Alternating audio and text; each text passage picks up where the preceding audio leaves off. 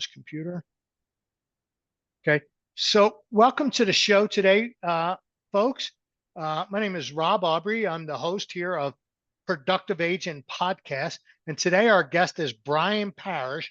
Brian is with Arive Homes. Brian's been in real estate about 5 years and has worked his way into being a top producer. So welcome to the show, Brian. Well, thank you for having me, sir. I appreciate it. This will be fun. Yeah, my pleasure.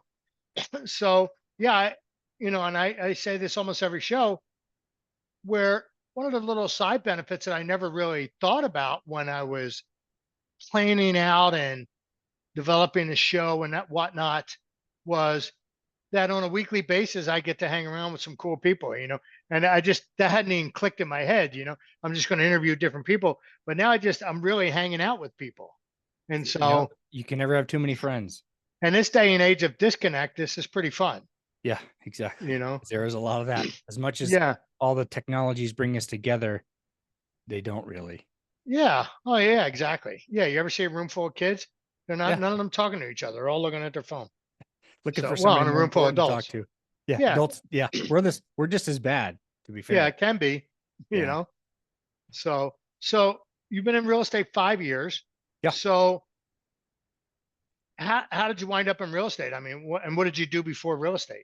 Well, it's not a funny story. It's just a story. But I was a graphic designer for 20 plus years. That's what I went to college for and did that for many, many years and in many capacities. And then ironically enough, I was working for a marketing agency and building a home with Arive Homes. That's how I had found out about Arive Homes. I wasn't obviously working for them then. And I did one of the classic dumbest things you can do when you're building a home is quit a job. But I was dealing with some crippling anxiety that I'd never experienced before. So I didn't really know what it was, but it was killing me. And my only solution in my mind was to get out.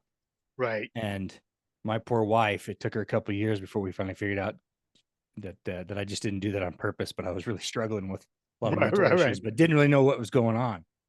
She ended up qualifying for the house. And so we got the house, thanks to her. So then I quit that job and I was working for this contractor. He'd been doing, work for 40 years. And I just started working for him just to get something, just to have something coming in, and started doing just general contracting and construction work for a couple of years. And then it just kind of hit me at one point. I was 48 years old, making $20 an hour, slinging a hammer. And I just thought, this is not going to work. This is not sustainable. This is not a long-term Not a long-term. This is a young man's game. And I was not a young man. Right. And his son, ironically enough, at the time was one of the owners of Arive Homes. So I just said, hey, I don't think I can work for your dad anymore. He's too much like my own dad. And I was having a lot of issues there. I said, hey, does Arive have a construction position so I could just roll into that? And he said, just get your license. You're good with people. Right. Get your license and sell.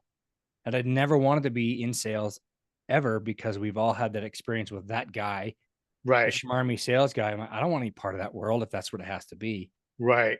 But he saw something in me and gave me a shot. And here we are 5 years later. It's been the best decision ever made because nobody tells me what I'm worth. Right. And I'm not just surviving. I was just taught to survive, get a decent job with benefits and survive. And I was very good at it. Right.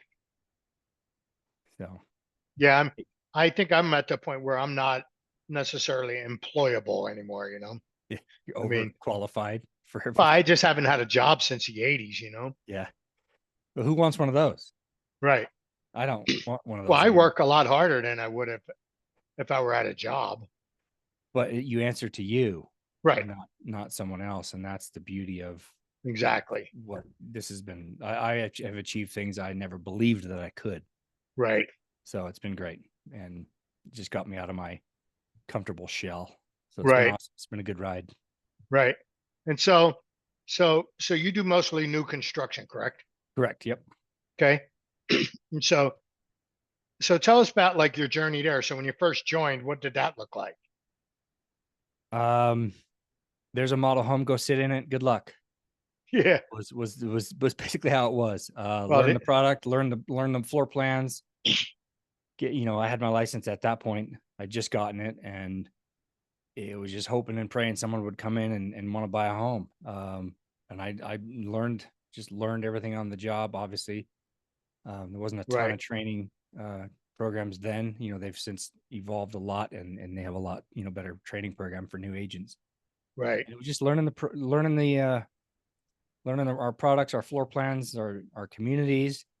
And I think the first 18 months I sold 11 homes. So it was a big struggle, Right.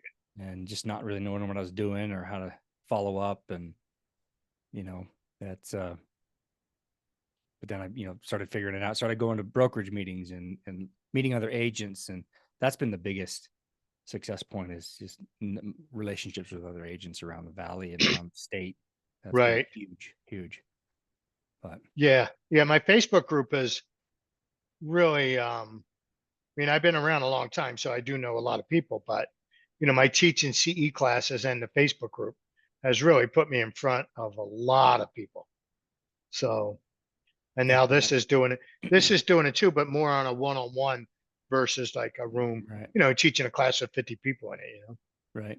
Yeah, and that's how I came across you as well, is through your Facebook page and some classes that Right. we either you were teaching or you were in and I was in, and Yeah. so More here we than are. likely teaching. I don't, you know, Probably now was. that, yeah, because I do the bare minimum now, because, I have 18 CE classes scheduled between now and November, but I don't get any credit for them. So then I still have to take classes. You have to take them anyway, yeah. Yeah, right. You can't take your own class. Is that the conflict of interest? Yeah, I guess apparently. Yeah. I said, well, at least give me, credit once, one time. So if I write a new class, I'm like, well, give me credit for that once. Yeah, if you wrote it, that's sort of You'd says think, that you right? know it. Yeah, you would You would think. hope. Yeah, exactly. So, Yeah. but it's funny you said, here's a model. Good luck. I mean, that's the way it used to be with real estate brokers. Here's a phone book, and they used to get. We used to have these books called the cold directories, right? So Right. this is back in the phone book days. So there was two versions of it. You had two books. So one was in numerical order by phone number, 801, Hmm. 555, 00001, 0002, 00. So it's just, which was kind of cool because if you had a phone number, you can go look it up. Who was the owner? You can look up who that person was. And then, but you also, you take it over to copy machine, copy a page, and that became your call log. You just dialed new sequentially, and then they had a second version of that book that was in numerical order by address. So if you had an address, you can look it up who the owner and the phone number was. If you had a phone number, you can look up who the owner and the address was. So of course now you can type all that in on the computer. But okay, as you look back though, was that, I mean, that's all you had, so you had nothing to compare to. Was it just as frustrating as some of the complaints we hear about the MLS right now? Because Oh was yeah, it? prior yeah.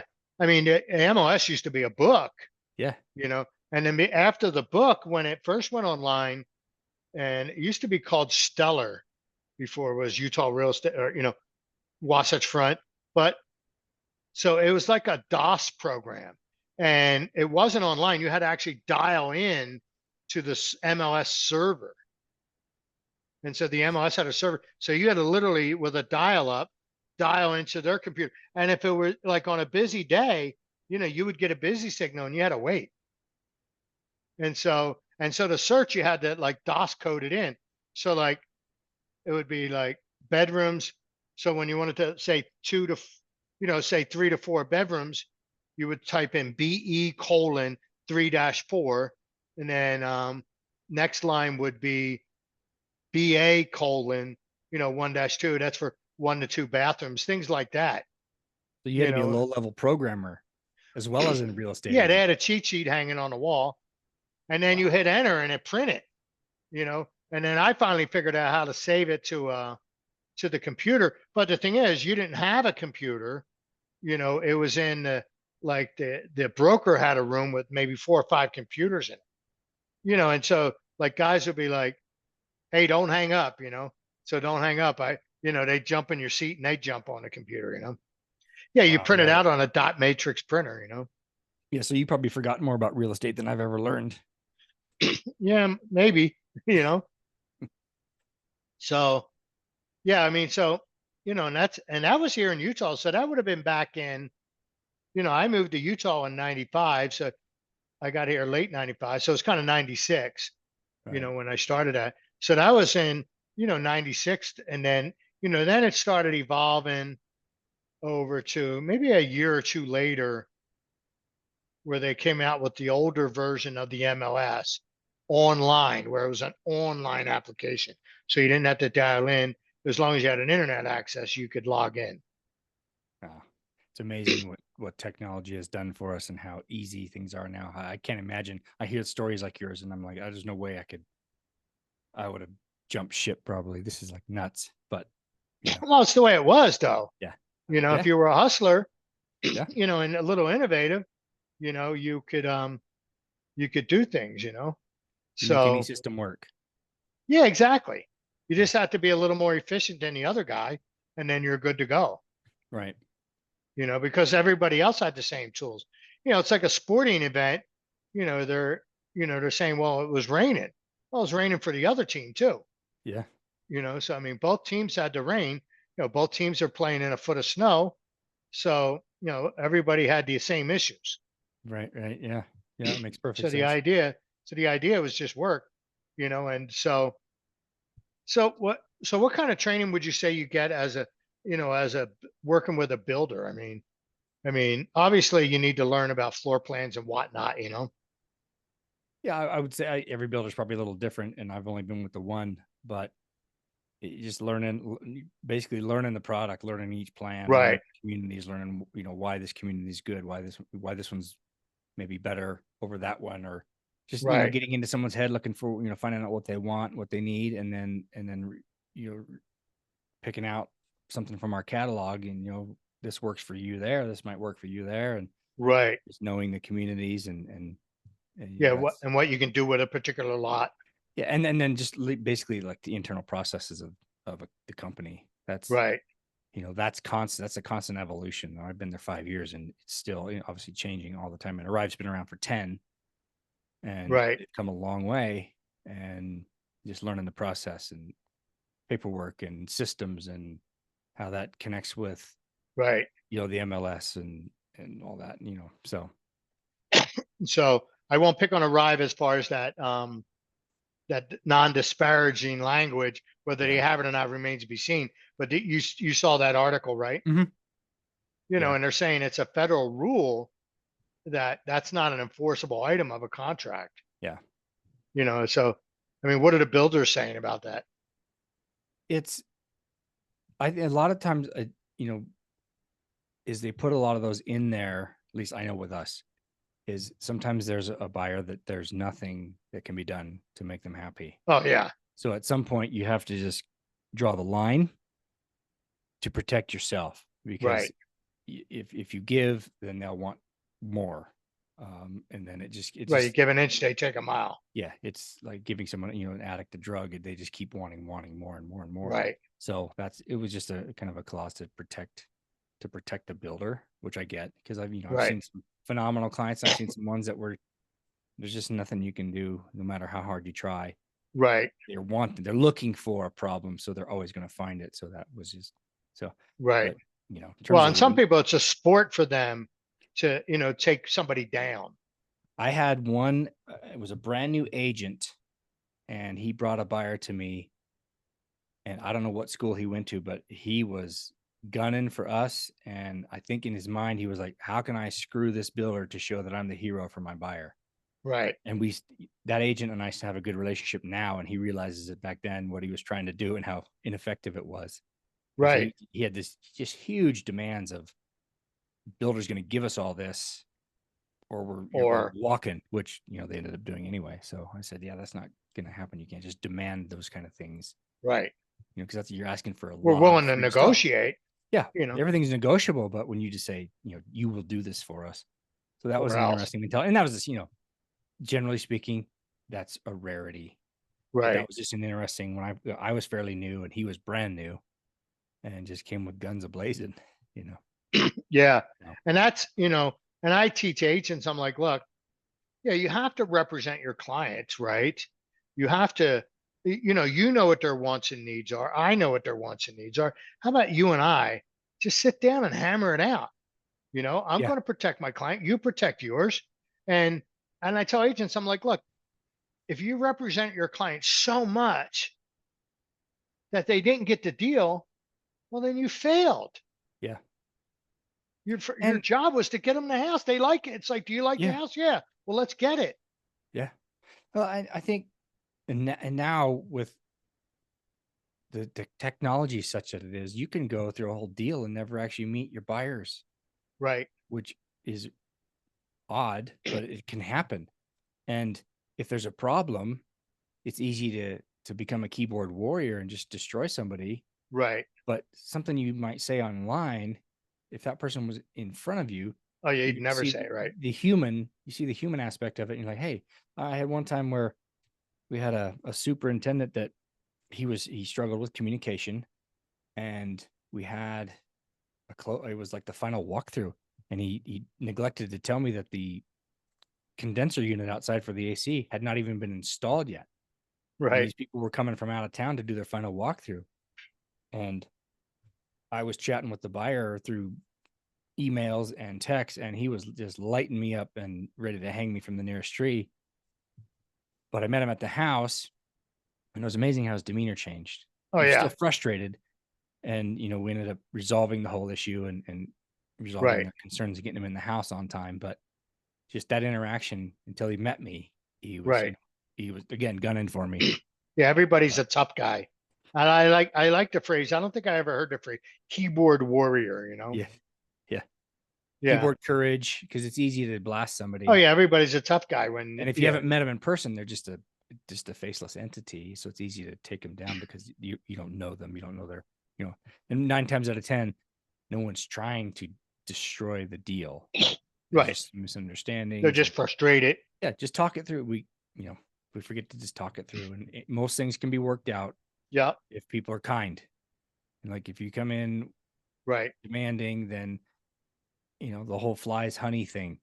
Right. You know, so I heard it. What was it? I was watching the reruns of Big Bang Theory, and Sheldon said, you can get more flies with, or more flies with honey than you can with vinegar, vinegar. right? Yeah, And so Sheldon says, we can get more with manure. So what's your point? exactly. I thought, touche. Yeah, yeah, yep. Fair point. But you know, the thing is that I think agents don't always understand is, you have to realize, let's think about people that are moving, right?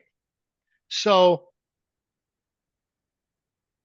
they move because of a major life event, right? Marriage, divorce, birth, death, got a job, lost a job, got a job transfer, got a job promotion, those things. Kids move out, kids move back with kids, and then, uh, health, aging parents, you sell two houses, buy a third one so you can live everybody, so these are major life events. Then, so that's already got enough issues in of itself, right? Emotionally. And then now let's pile on real estate on top of that. Okay. So the whole idea of moving goes against Maslow's hierarchy of needs, right? Because shelter is one of those, and that's being disrupted. And that people start wigging out, they don't even know why. Now let's add on the finances. People may live in say a seven, eight, nine, $10,000 a month world, right? And so now they're involved in, like $1.2 million worth of business. I mean, these people are not used to a million plus transactions, between selling one and buying another one. So now let's pile that all together. Major life event, the issues of moving way past their financial DNA. So I always give them latitude. Yeah, You have to give them some latitude within reason. I mean, as long as you can get them calmed down, then let's work through it. But some people, like you said, you just can't make them happy. yeah. And it's such an emotional transaction. It's not just a transaction. I know it's Right. something we do all the time. we have to always remind ourselves that this is a big freaking deal for somebody. Oh yeah, And like huge. you said, like I never thought about what the Maslow's hierarchy of needs. That makes perfect sense because your That's being headquarters, disrupted. your base Right, is like I can't be everyone ideally wants to move out of their old home right into the new home and that rarely happens. right, I had to move into 2 basement apartments while I was building, but you do what you have to right, do. But I remember, yeah, you're just like, oh, I hate living out of boxes and right. moving across state, and I got kids in school, and yeah, it's a big deal. And I say, therapist is one of our jobs as well. Oh yeah, Multiple times I had couples I was talking to, showing them homes, and they just start kind of going at each other right there in the house, like as if I'm not even there. right. It's an interesting dynamic. Oh And so yeah, I always say, well, therapy's an upgrade with Arive right. Homes, but we'll do it for you. Oh, I always tell, oh, those meetings are on Wednesday nights. Yeah. Yeah, I try to Yeah. lighten the mood a little bit, Yeah. You're like, whoo, and get out of there unscathed. Yeah. And sometimes personalities, you know, Just clash. they clash, or that you gel with people immediately. And I've made some good friends through this. Just Right, one couple I worked with for a couple years, and showed them home, showed their kids home so they could show them, and just showed them existing homes, which is something I don't do because I'm a right. new Often new anyway. construction. But I was showing them, trying to get them here. Right, They ended up buying an existing home, but still friends to this day. So right. that's more important to me than So with Arrive, you're allowed to go out and sell existing No, I'm properties too. not. I was just helping them find something to get them here. They're from here, and they were trying to get back. So Oh, I see. no, I couldn't have done anything with the deal. That's not something, Right. we're loyal to Arrive, which we can do personal things, but Oh yeah. Well, as long as they have yeah, enough volume for you, yeah. yeah, You know, if they're only doing a few, then it's like, well, dude, you can't expect me not to. yeah, yeah. And maybe other builders have different policies, but that's ours is, Yeah, we're Arrive. most of them of any decent size are, that way. They're like, Yeah. no. So so how many so what does how many does Arrive do in a year, do you know? I would say average, yeah, high twos. We, 200? we yeah, we were Oh, trying to that's push into the 400 range a year or so ago, and it was just too hard it was a massive jump because it was such a huge demand, and we tried, and it was right. a little challenging to do that. So I think about 250, between 250 and 3 is kind of the sweet spot, Right. you know, Well, as yeah, we you got to get the land too. You Yep. have to then get the labor. Hmm. Labor's a little tough right now. Yeah, and land's really tough right now because we've got Oh projects yeah. but finding land that's not going to kill us Right. is a That you challenge. can make a profit with. Right. And it's not Yeah, there. no, that's a challenge for sure. Hmm. And landowners that don't have mortgages on their land, they're not in a hurry.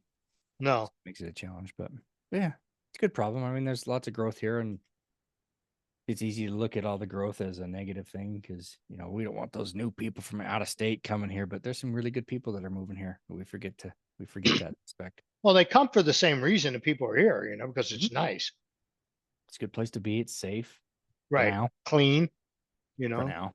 Yeah. So maybe we Like, keep I it. mean, I lived in Philadelphia and Miami. Yeah. It's like, I mean, this is a clean, like now I live in Cottonwood Heights. Yeah. It's a wee bit different in Cottonwood Heights. Sorry. It's a wee bit different in Cottonwood Heights Oh than yeah. Philadelphia. Yeah. I mean, when I grew up, it was actually similar. When I was younger, each little neighborhood was kind of like a small town. Hmm. There was a few large families like that. And of course, I was born into two large families in, one square block, but everybody knew everybody. Um, so they took care of everybody. The little corner store, my mom, when I was 5, 6 years old, literally my mother could send me down to the store with a note. I mean, I'd never crossed the sidewalk. I stayed, and I'd hand them the note, and they had an old copybook.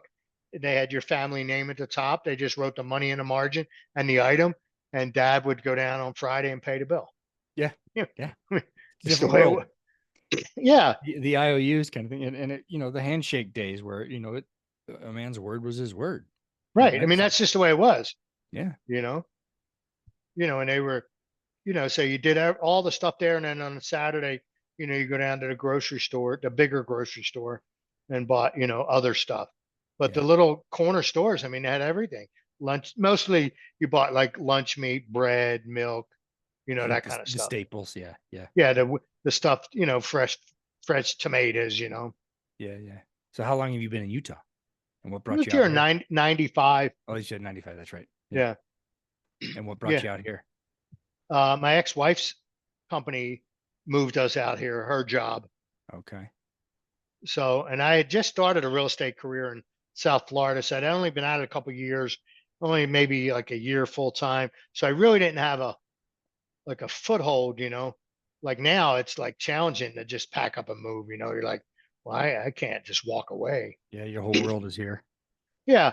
And so, um, so I wasn't that immersed into in my marketplace where, if I moved, I didn't lose a lot of traction. Right. And so I did that. I came out here, got my license. I only had to take 8 hours of Utah law and a little 40 question exam. Oh, So transfer. back then they Okay. had reciprocity. Then they Oh, stopped yeah. it. Now I think they're back to it again, or It they're makes working sense towards because it. how different can it be from state to state, really, other than a few regulations? Well, the It's state real. state rules, right? Yeah. I mean, federal's federal, financing's financing. I Yeah. mean, it really, contract laws. There's different things. Like in Florida, one of the things we had was like here, the default title for a married couple is joint tenancy. Right. So the default tenancy in Florida for married couple, they called it tenancy by the entireties. So similar, but had some differences. So tenancy by the entireties meant that marriage owned the property, Okay. as if the marriage was an entity in of itself, and neither party could encumber the property alone. Where joint tenancy, you can encumber a property alone. It's a little challenging. Most lenders, most mortgage companies won't do it. But if you went out and bought a car without a spouse signature and didn't pay it, that can turn around and lien the property. That's just little things like, go out and get a $10,000 hard money loan. They Right. could lien the property without things like that, where on tenancy by the entireties, you couldn't do it. Okay. So, and so when I first moved here, I remember I'm like, well, and I advised the couple that I was working with to do it. And the title company's like, well, we don't do that here. I said, well, it's common law. I said, I was talking to their attorney. I said, well, Utah's a common law state, right? He said, yeah. I said, well, this is common law, tenancy by the entireties. So he argued with me, but we got it, or, we did it anyway. It's just because you never heard of it doesn't mean it's not, not legal, Yeah. Yeah. which I find, to be the case with most people. Well, we don't do it that way. Well, that doesn't make it wrong. Yeah. Yeah. It's just like, yeah, Yeah. that's an old school. Well, it's never been done like that, so we can't change. Right. God forbid. Yeah. Well, and we get that too with the development. So like I've met with a couple of people like Adam Speth of he's Northern Wasatch president. So we talked about, how do we get housing going? How do we solve this problem? I met with Jaron Davis. I did a podcast with him. He's an executive officer for the Salt Lake Home Builders Association. And then I just did one a couple of weeks ago with Marcus Jessup and the other guy, Matt something. They're from the Salt Lake Board of Realtors, the government affairs. And so my conclusion is from meeting with all different, because I got 3 different camera angles. And so one of the ways to solve this is it works like this. So city council meetings or voting is typically in like we're doing ours this year. It's not even it's not even a midterm election. So I don't know how many other city councils, because the presidential election brings out the voters, midterm not so many. And then even in between the midterm, even the odd year, it's even less people. So the idea is that, it's just we need to take over city councils to get higher density. Yeah. And so, and they literally can be turned with like 100 additional votes.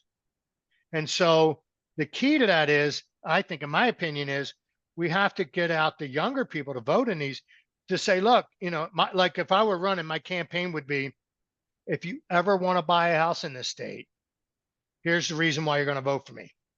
And here's the reason why we got to vote these other people out.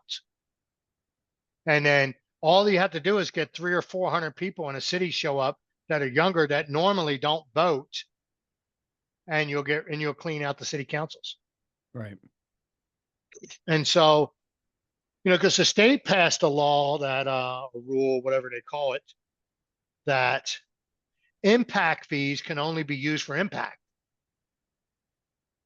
Which, well, duh, but they weren't. They were charging impact fees and then putting the money in their fund and using it for other things. Right. And so, because impact fees, and I don't, what I was told is almost 25% the cost of building, not the cost of the house, but the cost of actually building. Right. Not the land. You pay for the land, and then you separate the land cost. And let's say your building is 200,000 to build, like almost 50 grand of that is impact fees. It's ridiculous. Right. So what we need is higher density. We need tighter rein on impact fees, and we need to get off this. It has to be stick built. We have to be able to get in some form of modular type things, even if they're building the house in parts and delivering the walls. Yeah. And assembling. Something's got to give. Right. With the demand that's here, for sure. Well, until we're so far behind. Because I remember saying to Adam, I said, if we don't do something, you're not going to see your grandkids. And he goes, oh no, you're going to see them. They're going to be living in your basement. Yeah. Well, I know I'm that like, duh. we are kind of shifting some of our, coming up with new plans with the basement apartments. That's going to be part of the base plan now. Right. Because of the market. Younger, well, and first time home buyers can't get in. And that's another statewide rule. Yeah. They have to allow it. Yeah. Well, it makes sense. This whole, high density housing, there's the myth that, it's always going to bring in sketch neighborhoods, and I'm like, yeah, no, I get it to some degree. If you're not renting, you don't have the pride of ownership, and there's a tendency to not take care of things, but those are just blanket stereotypes. There's truth to them too, but right. Well, I mean, a simple solution to that is just have rent restrictions for the first 5 years of the subdivision. Right. That when, because then, you have some of these rental companies that are coming out, buying small subdivisions and developing the whole thing. Yeah. And converting the whole project into rentals. Right. And it's like, I mean, and I'm not against that, because that's called free enterprise. Yeah. Yep. I get it. Yeah. Yeah. I mean, but I think the biggest roadblock is the inability to go high density, and, some of these alternative building methods, and the the high density and the alternative building methods. And rein in some of these impact fees. Is it the inability or the unwillingness for high density? Well, or both. Yeah, I mean, that is the inability. The unwillingness is the developer's inability. Right. And then you say alternative building, rather than stick built, like manufactured housing. Oh, okay. I mean, because even like there is one builder that builds their walls in pieces. They build the house in pieces and just deliver it on site. Yeah. Would that be considered manufactured? I mean, it's the same. To some degree. Yeah, it's modular in some form or fashion. Because the pieces are brought in, but it's not. It's still a home with a concrete foundation on it. Right. Well, yeah. There's no reason you can pour a basement and drop a manufactured house on it. The whole house. Yeah. I mean, the problem is with manufactured housing, it has this stigma of mobile homes. Yeah, the mobile home look. And trailer trash. That's where people go. And if you go and look it up and do some digging and researching, there's actually some beautiful manufactured homes. Beautiful. 2 stories, they could stack them on top of each other. Yeah.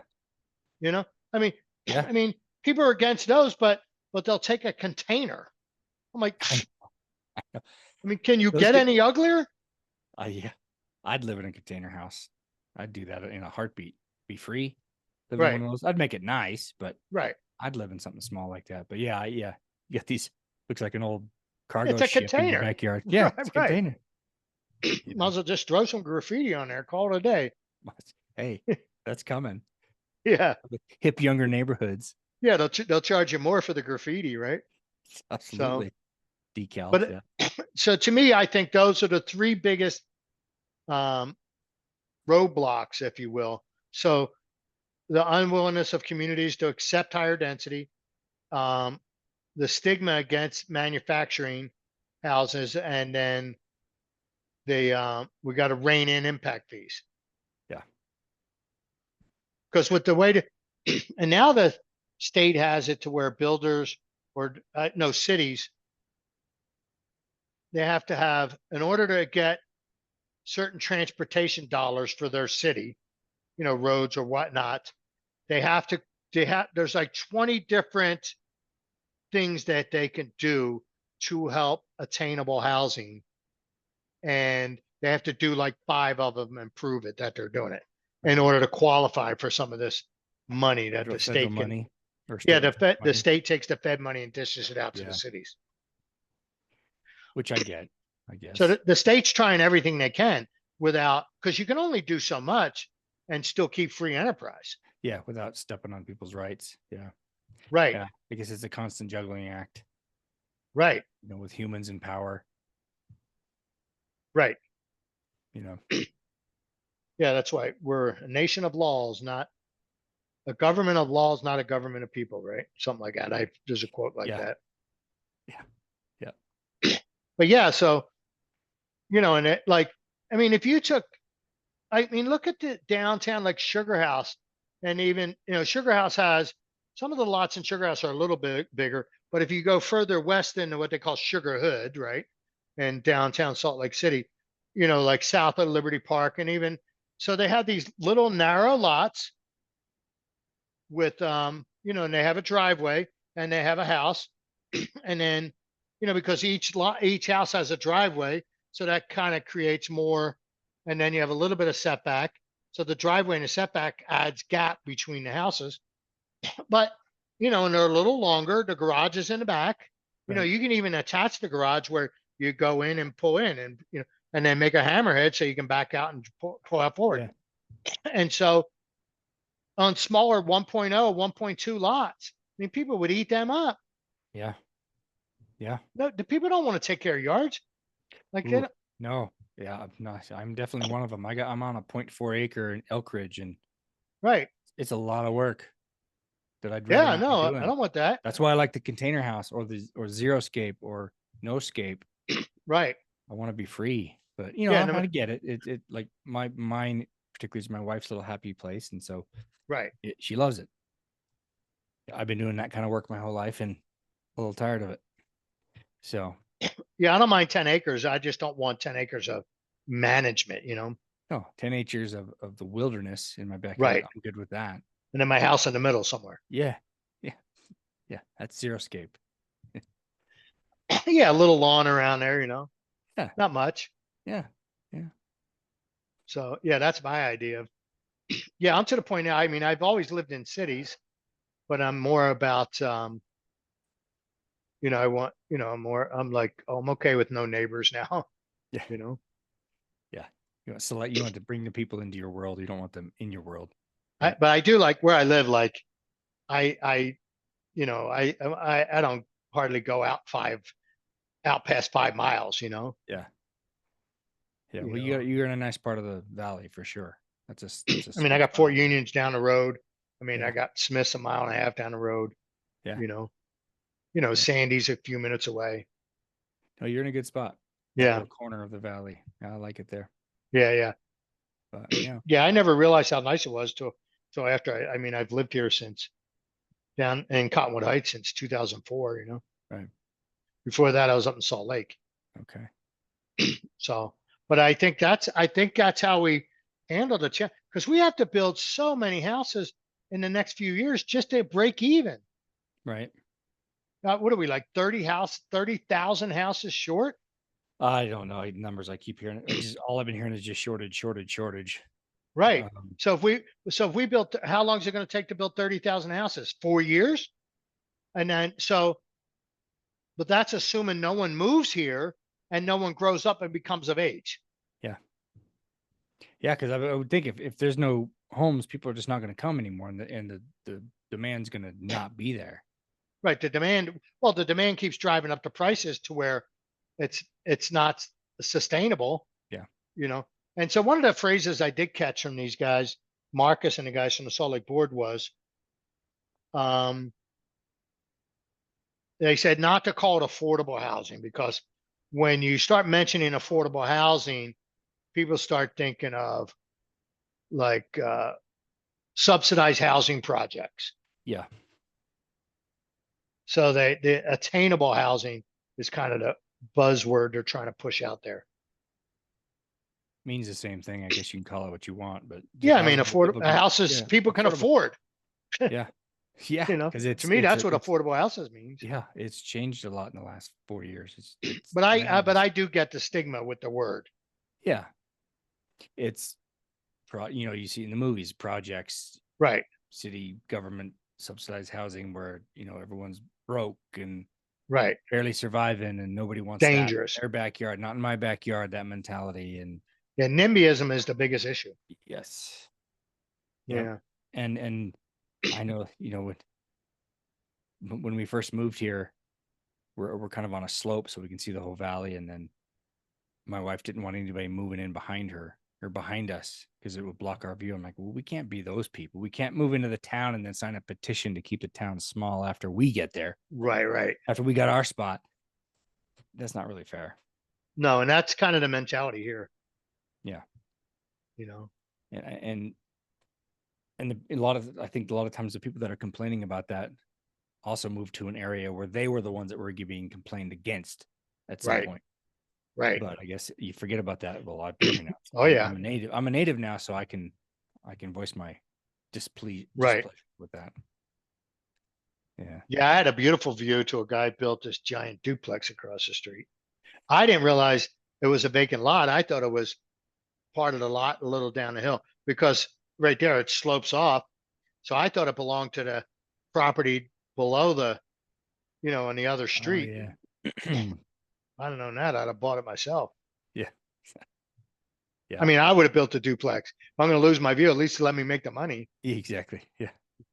Make You it know, worth it. I mean, Yeah. I could see, the lake on a clear day. Yeah. That's say you're in a nice spot over there for sure. Yeah, just the way the properties dropped off. It was a big vacant lot. Yeah. So just one of those things. Yeah. Well, so you were a broker for ages and now you moved over to lending? Yes, I sold my Just lending brokerage now? last year. Yeah. Okay. I mean, I still have a real estate license. Yeah. I So why mean, that switch? well, I want it to be more portable. I'd like to move to Florida in a few years, Okay. and it's easier to build a mortgage business in one state, and then and another state. It's easier to work interstate, Got it. than it is real estate working interstate. Makes sense. Yeah. I can run a mortgage. I can have a mortgage practice here and there. Numbers can go anywhere. Houses can't. Right. Well, and we do everything, like I do loan apps on Zoom, like we're doing right now. Yeah. I just talk to them. I have multiple screens, so I can meet with a person and do a loan app right online. Right. Yeah, the Zoom works because, especially, you can have trying to get, when you have, especially with a couple, whether they're married, doesn't matter.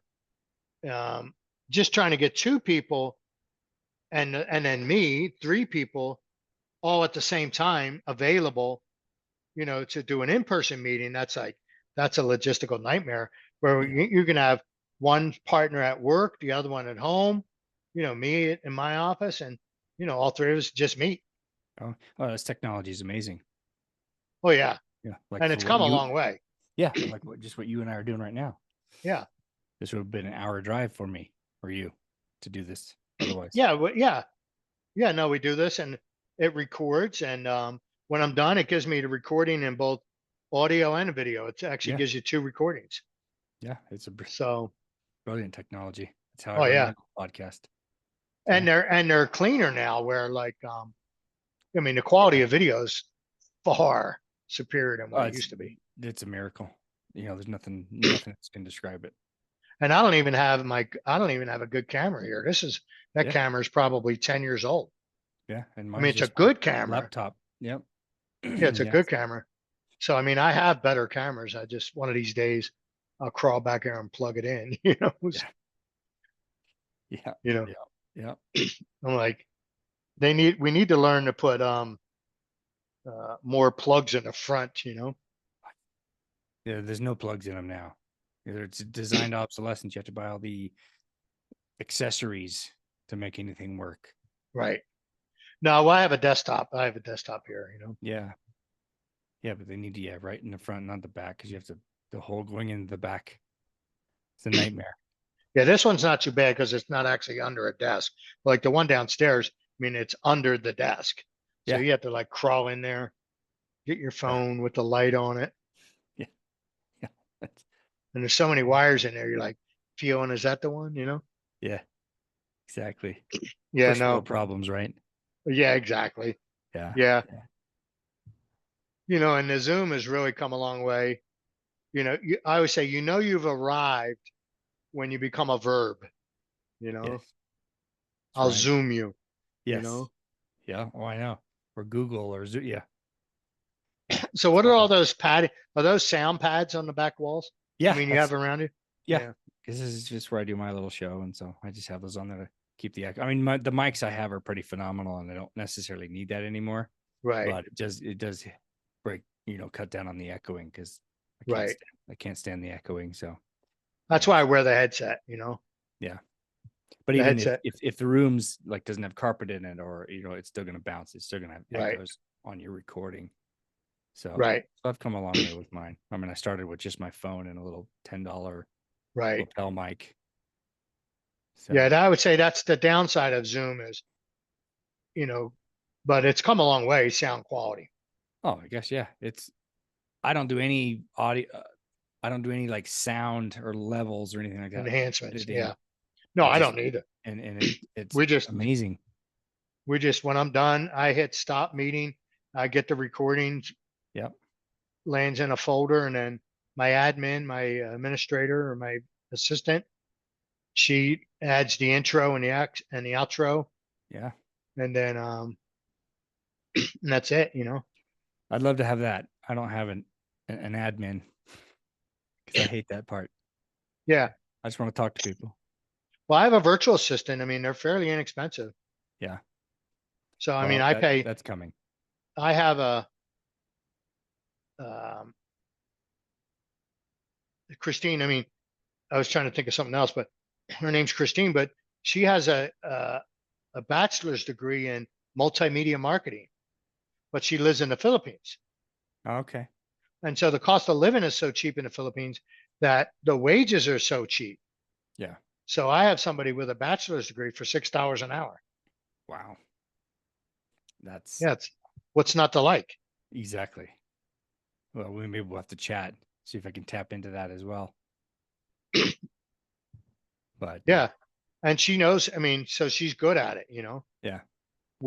So like she takes all my shorts and my short videos Uh-huh. and adds the text to it and the different colors and so one software will just transcribe it and then you got to watch, sometimes it screws it up, and then it's Yeah. like you want to emphasize something, you can make the font a little bigger and different color.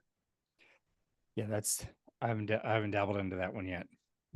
I don't do video yet. It's Yeah, I do audio. the shorts.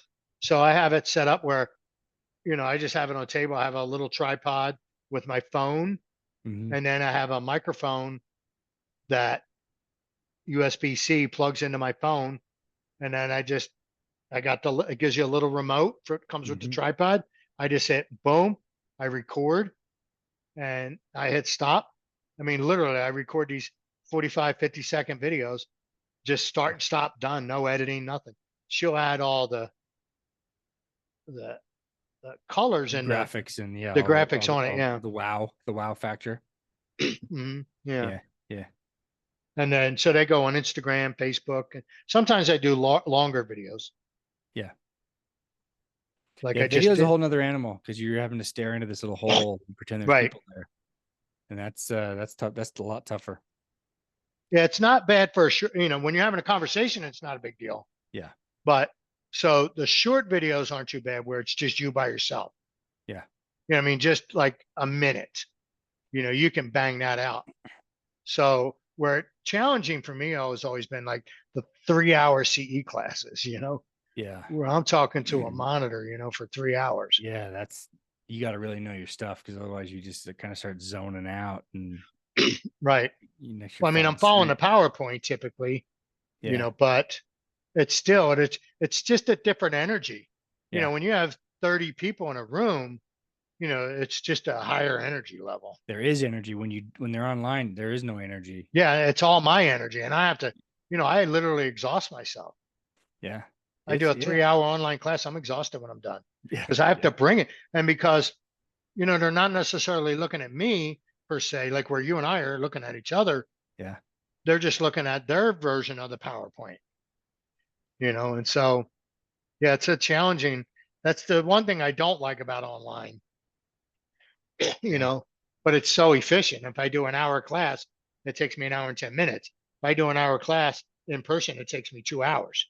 yeah, Add maybe another half hour to that because you get stuck, after the class, you're there for another 30 minutes. yeah, yeah. So, so where's most of your like developments? Where are they at? We are all over Utah County. So Okay. basically Saratoga Springs down to Elk Ridge Hmm. right now. That's mostly right now we're in southern Utah County, Okay. but a little bit everywhere. What are your price points?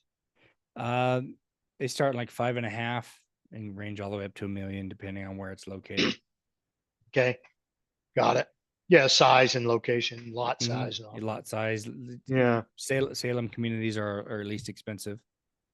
Okay. Just because the South County is just land values are a little bit less. Right. North County's, you're in Salt Lake County, Oh so yeah. it's They're ferocious up starting to there. blend together. Yeah. I mean, homes can be 100,000 higher from Salem to Lehigh Right. just because of the, land Land values. cost. Mm-hmm. Yeah. Yep. Yeah. So yeah, so we're a little everywhere, trying to take over one lot at a time. Yeah. That's all. Yeah. Yeah. You just up. Yeah. So I don't know that much about Arrive. I mean, I know about new construction, just by the sheer fact I've been in the business forever, Yeah. but I,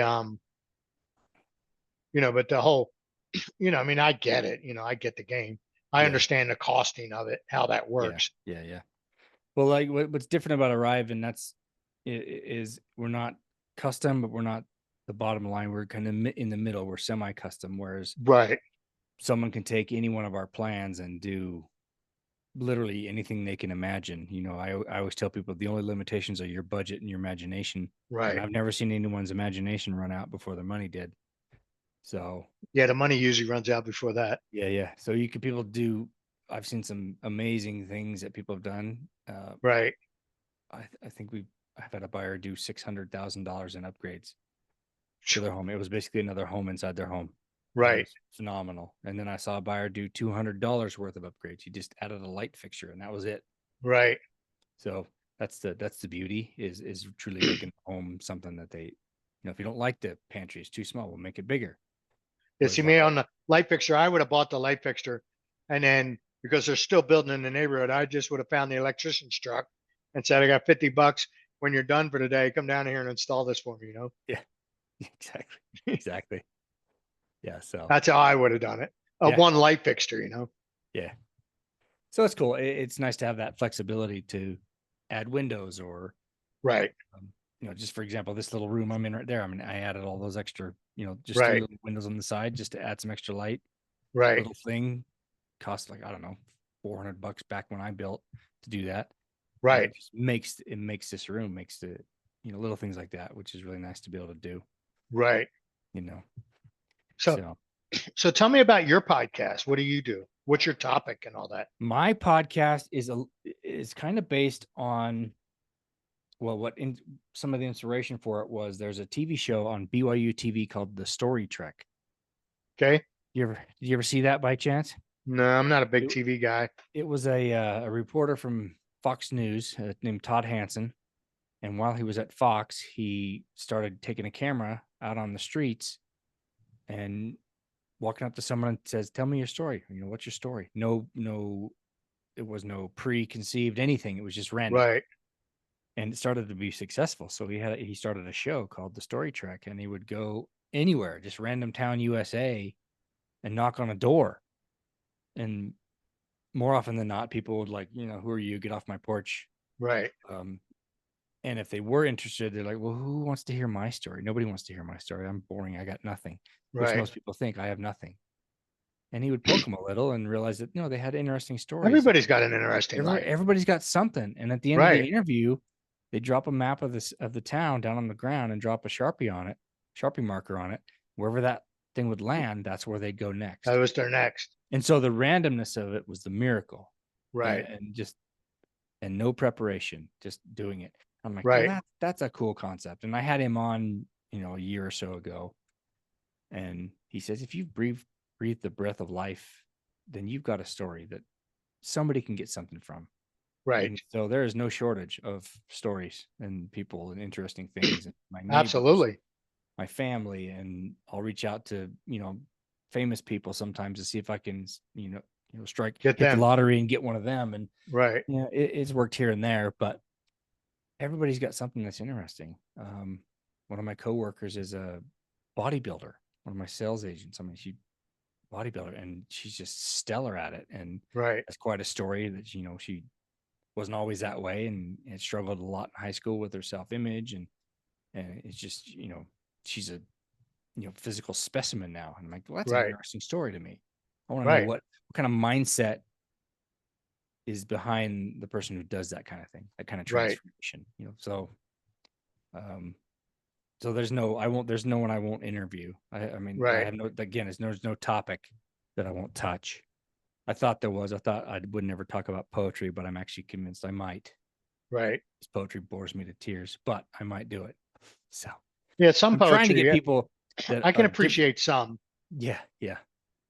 And what I'm trying to do now is deliberately go after people who, on the surface, we probably wouldn't get along for political reasons or religious reasons or whatever, just so I can learn more, stretch my brain.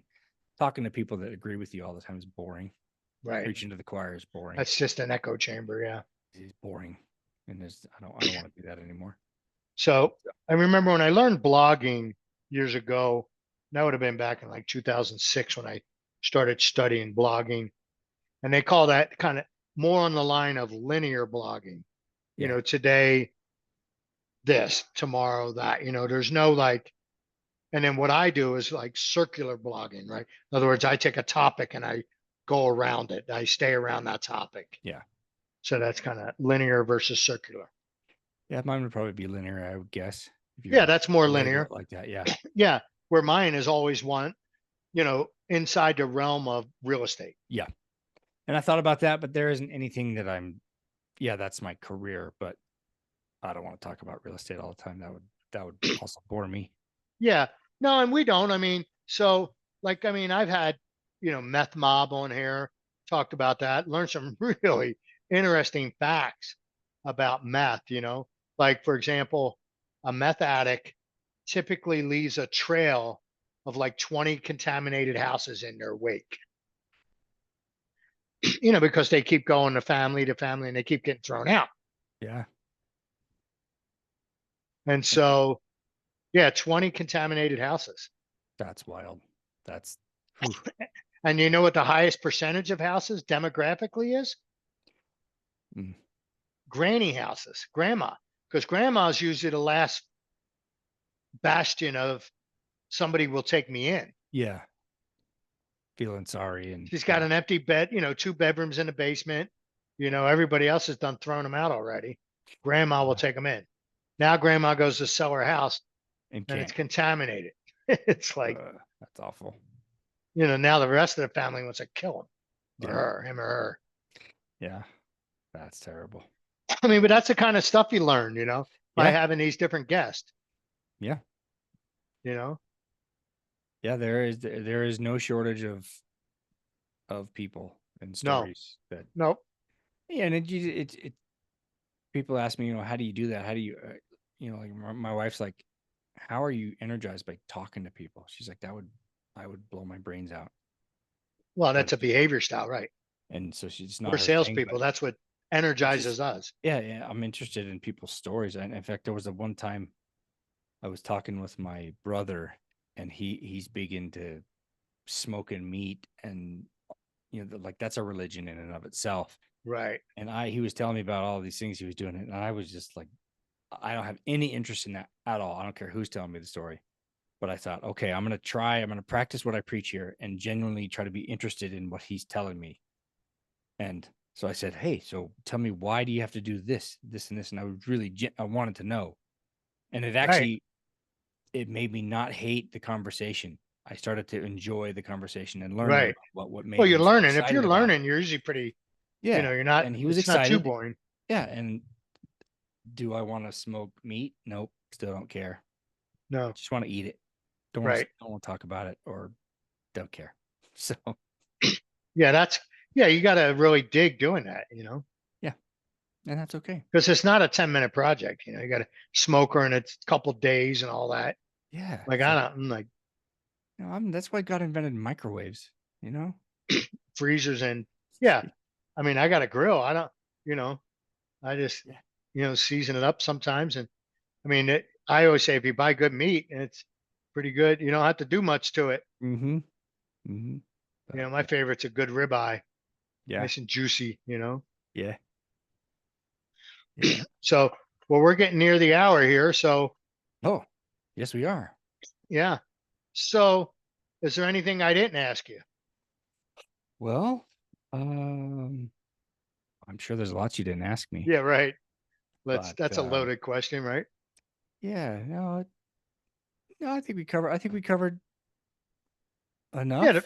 real estate career, right? Yeah, what works for me, and what, Right, and I think probably the thing that's really worked for me, to like, I, I'm no super salesperson at all by any means, but it's just genuinely being interested in people. That the skills I have for my podcast is the right. same skills I use for Real real estate estate, career, and right, meeting other agents, and having an abundance mentality of there's enough for everyone to go around.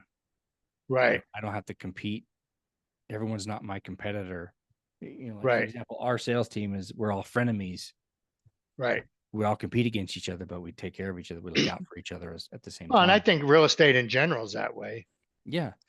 And I'm always willing to help people. And I've met, I can count on one hand in 5 years the number of people I've met that I would never want to be Right, around again. For the most part, everyone else is kind and genuine and helpful and wants to help each right, other learn and grow. And if I meet somebody that's brand new, I'm like, hey, let me know what I can do to help. right. I don't know everything, but I know something. Well, and that's the whole whole real estate industry. The MLS and all that with its cooperation, which is under attack. That's another conversation. But there's no other industry that has a co-op system like ours. Yeah.